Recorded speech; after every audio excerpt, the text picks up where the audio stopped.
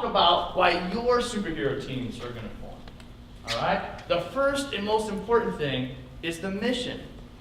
You need to get your superhero team, your camp staff, to understand the mission of the YMCA and the mission of your camp.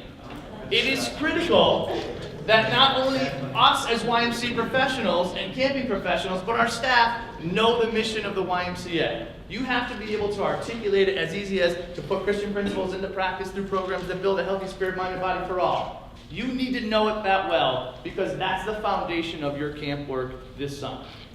So if your staff do not know that, then they're not off to the right start. You've got to build a foundation starting with that mission. And if you don't know that, then that's a little homework assignment for you. Be able to articulate it that well and understand what that means.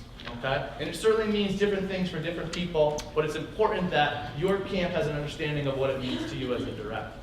On top of the mission are going to be your goals and objectives. What are you going to try and accomplish this summer?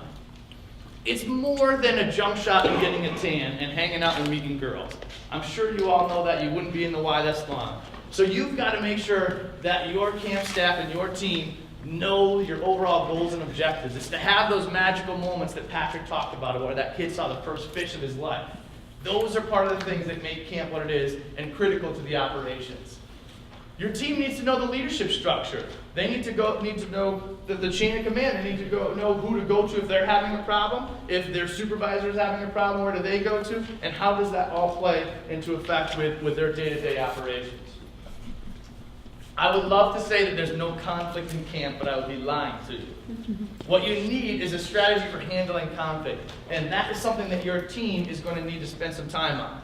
And that is your discipline policies, your behavior management policies and procedures, and really kind of talking to your staff about how do we avoid conflicts, and when they come up, how do we deal with them, okay? Practice. Once you've done all this great training, it's critical that they actually get to go out there and apply the things that they've learned. Okay, so they need some time to practice, and then you need to some time with them to talk about what they've done well and what they can improve on.